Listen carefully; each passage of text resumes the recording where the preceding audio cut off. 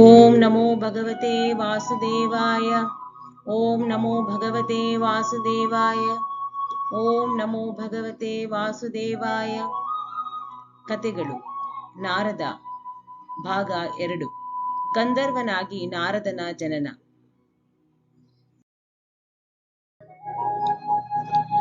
ಲಕ್ಷ್ಮೀದೇವಿಯ ಶಾಪದಿಂದಾಗಿ ನಾರದನು ಶಿವನ ಮಹಾನ್ ಭಕ್ತ ಗಂಧರ್ವ ಚಿತ್ರಹರಣ ಮಗನಾಗಿ ಗಂಧರ್ವ ಉಪಭಾನಾಗಿ ಜನಿಸಿದನು.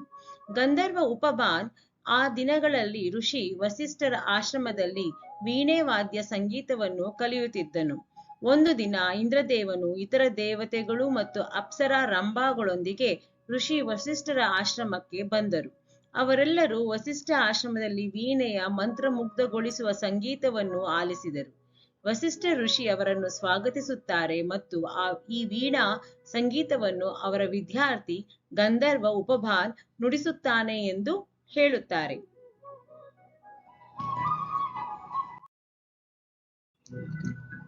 ವಸಿಷ್ಠನು ಉಪಭಾನ್ ಇವರು ಇಂದ್ರದೇವ ಮತ್ತು ಆಕೆ ಸಾಗರ ಮಂಥನದ ಸಮಯದಲ್ಲಿ ಜನಿಸಿದ ಅಪ್ಸರಾ ರಂಭ ಎಂದು ಅವರನ್ನು ಪರಿಚಯಿಸುತ್ತಾನೆ ಮತ್ತು ಅವರಿಗೆ ನಮಸ್ಕರಿಸಲು ಹೇಳುತ್ತಾನೆ. ಆದರೆ ರಂಭಾ ಸೌಂದರ್ಯದಿಂದ ಬೆರಗಾದ ಉಪಭಾನ್ ಅವರನ್ನು ಸ್ವಾಗತಿಸೋದಿಲ್ಲ. ಇಂದ್ರದೇವನು ವಸಿಷ್ಠರಿಗೆ ಇಂತಹ ಕಲಾವಿದರಿಗೆ ನಮಸ್ಕಾರ ಮಾಡುವುದು ಹೆಮ್ಮೆಯ ವಿಷಯ, ನಾವು ಅವರನ್ನು ಅಭಿನಂದಿಸುತ್ತೇವೆ ಎಂದು ಹೇಳುತ್ತಾನೆ.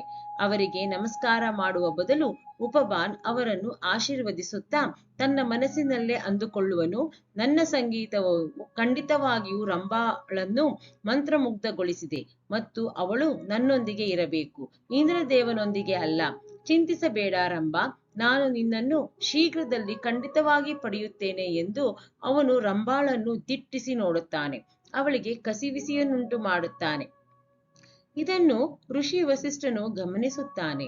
ಆದ್ದರಿಂದ ಅವನು ಇಂದ್ರದೇವನನ್ನು ಆಶ್ರಮದೊಳಗೆ ಬಂದು ಏನಾದರೂ ತಿನ್ನುವಂತೆ ಕರೆಯುತ್ತಾನೆ. ಇಂದ್ರದೇವ ಅದಕ್ಕೆ ಸಮಯವಿಲ್ಲ, ಬ್ರಹ್ಮಲೋಕದಲ್ಲಿ ಆಯೋಜಿಸಲಾದ ಸಂಗೀತ ಸಂಜೆಗೆ ಎಲ್ಲರನ್ನು ಆಹ್ವಾನಿಸಲು ಬಂದಿದ್ದೇನೆ.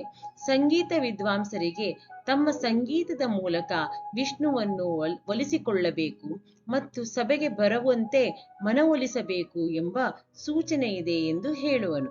ಉಪಭಾನನು ಸಂಗೀತದಿಂದ ವಿಷ್ಣುವನ್ನು ಮೆಚ್ಚಿಸಿ ಸಭೆಗೆ ಕರೆತರುವವನು ತಾನೊಬ್ಬನೇ ಎಂದು ಮನಸ್ಸಿನಲ್ಲಿ ಭಾವಿಸುತ್ತಾನೆ. ಇಂದ್ರದೇವನು ವಸಿಷ್ಠನನ್ನು ಆಹ್ವಾನಿಸುತ್ತಾನೆ. ರಂಭಾ ಆಮಂತ್ರಣವನ್ನು ವಸಿಷ್ಠನಿಗೆ ಹಸ್ತಾಂತರಿಸುತ್ತಾಳೆ. ವಸಿಷ್ಠರು ಖಂಡಿತವಾಗಿಯೂ ಹಾಜರಾಗುತ್ತೇನೆ ಎಂದು ಹೇಳುವರು ಮತ್ತು ಎಲ್ಲಾ ದೇವತೆಗಳು ಅಲ್ಲಿಂದ ನಿರ್ಗಮಿಸುವರು.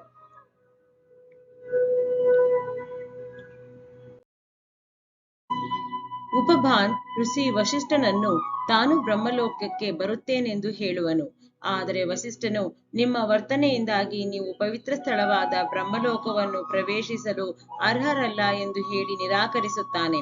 ಆದರೆ ಗಂಧರ್ವ ಉಪಭಾನ್, ಗಂಧರ್ವರಿಗೆ ಬ್ರಹ್ಮಲೋಕವನ್ನು ಪ್ರವೇಶಿಸಲು ಜನ್ಮಸಿದ್ಧ ಹಕ್ಕು ಇದೆ ಮತ್ತು ನಾನು ಖಂಡಿತವಾಗಿಯೂ ಬ್ರಹ್ಮಲೋಕದ ಸಂಗೀತ ಅಧಿವೇಶನಕ್ಕೆ ಹೋಗುತ್ತೇನೆ, ಯಾರು ನನ್ನನ್ನು ತಡೆಯಲು ಸಾಧ್ಯವಿಲ್ಲ, ನೀವು ಸಹ ಎಂದು ಹೇಳಿ ಹೋಗುತ್ತಾನೆ. ಉಪಭಾನನ ಈ ದುರಾಂಕಾರದ ವರ್ತನೆಯು ಬ್ರಹ್ಮದೇವನನ್ನು ಕೆರಳಿಸಬಹುದು ಮತ್ತು ಅವನು ಪರಿಣಾಮಗಳನ್ನು ಎದುರಿಸಬೇಕಾಗಬಹುದು ಎಂದು ವಸಿಷ್ಠ ಯೋಚಿಸುತ್ತಾನೆ. ಬ್ರಹ್ಮಲೋಕದಲ್ಲಿ ಎಲ್ಲರೂ ಇರುತ್ತಾರೆ. ಬ್ರಹ್ಮದೇವನು ಸರಸ್ವತಿಯನ್ನು ಸಂಗೀತವನ್ನು ಪ್ರಾರಂಭಿಸಲು ಹೇಳುತ್ತಾನೆ. ಆದರೆ ಅವಳು ಪ್ರಾರಂಭಿಸುವ ಮೊದಲು ಗಂಧರ್ವ ಉಪಭಾನನು ತನ್ನ ಅಹಂಕಾರದಿಂದ ಅನುಮತಿ ಅಥವಾ ಸೂಚನೆಯನ್ನು ಪಡೆಯದೆ ದೇವಿ ಸರಸ್ವತಿಗೆ ಮೊದಲು ತನ್ನ ಸಂಗೀತವನ್ನು ಪ್ರಾರಂಭಿಸಿದನು. ಬ್ರಹ್ಮದೇವ, ಸರಸ್ವತಿ ಮತ್ತು ಎಲ್ಲಾ ದೇವತೆಗಳು ಅವನ ವರ್ತನೆಯಿಂದ ಆಘಾತಕ್ಕೊಳಗಾದರು. ಸಂಗೀತವನ್ನು ಮೊಳಗಿಸಿದ ನಂತರ ಸೊಕ್ಕಿನ ಗಂಧರ್ವ ಉಪಭಾನನು ಸಭೆಯ ಗೌರವವನ್ನು ಉಳಿಸಿಕೊಳ್ಳದೆ ರಂಭಾಳನ್ನು ಬಾ ಎಂದು ಕರೆದನು. ರಂಭಾ, ಬಾ, ನೀನು ಏಕೆ ನಿಂತಿದ್ದೀಯಾ? ನನ್ನ ಬಳಿ ಬಂದು ನನ್ನ ಸಂಗೀತಕ್ಕೆ ನನ್ನ ಮುಂದೆ ನೃತ್ಯ ಮಾಡು. ನಾನು ವಿಷ್ಣುವನ್ನು ಬ್ರಹ್ಮಲೋಕಕ್ಕೆ ಬರುವಂತೆ ಒತ್ತಾಯಿಸುತ್ತೇನೆ ಮತ್ತು ನಾನು ಸಂಗೀತ ಅಧಿವೇಶನವನ್ನು ಗೆಲ್ಲುತ್ತೇನೆ. ಓ ಸುಂದರಿ, ನನ್ನ ಹತ್ತಿರ ಬಂದು ನನ್ನ ಸಂಗೀತಕ್ಕೆ ನೃತ್ಯ ಮಾಡು ಎಂದು ಎಲ್ಲರ ಮುಂದೆ ಕರೆದನು. ಬ್ರಹ್ಮದೇವ, ಸರಸ್ವತಿ ಮತ್ತು ಸಭೆಯಲ್ಲಿದ್ದವರೆಲ್ಲ ಅವನ ಮೇಲೆ ಕೋಪಗೊಂಡರು. ಬ್ರಹ್ಮದೇವನು ಕೋಪದಿಂದ ಕೆರಳಿ ಹೇಳಿದನು, ನೀನು ಮೂರ್ಖ, ಶ್ರೀಹರಿಯನ್ನು ಬಲವಂತಪಡಿಸುತ್ತೀಯಾ? ಯಾರು ಅವರನ್ನು ಒತ್ತಾಯಿಸಲು ಸಾಧ್ಯವಿಲ್ಲ ಎಂದು ನಿನಗೆ ತಿಳಿದಿಲ್ಲವೇ? ಭಗವಂತನನ್ನು ಬಲವಂತಪಡಿಸುವುದಲ್ಲ, ಅವರನ್ನು ಮನವೊಲಿಸಬೇಕು ಎಂದು ನಿನಗೆ ತಿಳಿದಿಲ್ಲವೇ? ನೀನು ನಿನ್ನ ಶಿಷ್ಟಾಚಾರವನ್ನು ಮರೆತು ನನ್ನ ಮುಂದೆ ರಂಭಾಳನ್ನು ಪ್ರಸ್ತಾಪಿಸಿರುವೆ. ಗಂಧರ್ವನಾದ ನಿನಗೆ ಸ್ವರ್ಗಕ್ಕೆ ಪ್ರವೇಶಿಸುವ ಜನ್ಮಸಿದ್ಧ ಹಕ್ಕಿದೆ. ಆದರೆ ನಾನು ಇಂದಿನಿಂದ ನಿನ್ನಿಂದ ಆ ಹಕ್ಕನ್ನು ಕಸಿದುಕೊಳ್ಳುತ್ತಿದ್ದೇನೆ. ನಾನು ನಿನ್ನನ್ನು ಶಪಿಸುತ್ತೇನೆ. ನೀನು ದ್ರುಮಿಳನ ವಿಧವೆಯಾದ ಕಲಾವತಿಗೆ ಭೂಮಿಯ ಮೇಲೆ ಹುಟ್ಟುವೆ ಮತ್ತು ನೀನು ಭೂಮಿಯ ಮೇಲಿನ ನೋವುಗಳನ್ನು ಸಹಿಸಿಕೊಳ್ಳಬೇಕಾಗುತ್ತದೆ ಎಂದು ಬ್ರಹ್ಮನು ಶಪಿಸಿದನು. ಕಲಾವತಿ ಗರ್ಭಿಣಿಯಾಗಿದ್ದಾಗ ಅವಳ ಪತಿ ನಿಧನ ಹೊಂದಿದ್ದ ಮತ್ತು ನಾರದನು ಬಿರ್ಜು ಎಂಬ ಹೆಸರಿನಲ್ಲಿ ಅವಳ ಮಗನಾಗಿ ಭೂಮಿಯ ಮೇಲೆ ಜನ್ಮ ತಳೆದನು. ಮೋಹಗಳ ಮೇಲೆ ನಾರದನಿಗೆ ಹಿಡಿತವಿರಲಿಲ್ಲ. ಅವನ ಒಣ ಪ್ರತಿಷ್ಠೆ, ಅಗೌರವ ವರ್ತನೆ ಮತ್ತು ಅಹಂಕಾರ, ಇದರಿಂದಾಗಿ ಅವನು ವಿಧವೆ ಕಲಾವತಿಯ ಮಗನಾಗಿ ಬಡ ಕುಟುಂಬದಲ್ಲಿ ಹುಟ್ಟಿ ನರಳಬೇಕಾಯಿತು. ನಾರದ ಭಾಗ 3ರಲ್ಲಿ ಬಿರ್ಜು ಆಗಿ ನಾರದನ ಕತೆ ಮುಂದುವರಿಯುತ್ತದೆ. ಆದ್ದರಿಂದ ಬನ್ನಿ ನಾವು ದೇವರ ಮೊರೆ ಹೋಗುವ, ಆತನಿಗೆ ಶರಣಾಗುವ. ಹುಟ್ಟಿಸಲೇ ಬೇಡ ಇನ್ನು, ಹುಟ್ಟಿಸಿದಕ್ಕೆ ಪಾಲಿಸೆನ್ನ, ಇಷ್ಟು ಮಾತ್ರ ಬೇಡಿಕೊಂಬೆ ಶ್ರೀಕೃಷ್ಣನೇ.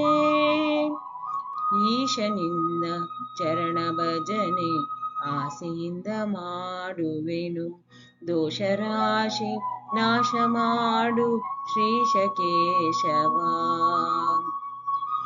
ಎಂದು ಪ್ರಾರ್ಥಿಸೋಣ ಮತ್ತು ಹರೇ ಕೃಷ್ಣ ಕೃಷ್ಣ ಕೃಷ್ಣ ಹರೇ ಹರೇ, ಹರೇ ರಾಮ ರಾಮ ರಾಮ ಹರೇ ಹರೇ ಎಂದು ಜಪಿಸುವುದರ ಮೂಲಕ ಆ ಭಗವಂತನನ್ನು ಬೇಡೋಣ. ಸರ್ವಂ ಕೃಷ್ಣಾರ್ಪಣಮಸ್ತು. ಜೈ ಶ್ರೀ ಶ್ರೀಲ ಪ್ರಭುಪಾದ್.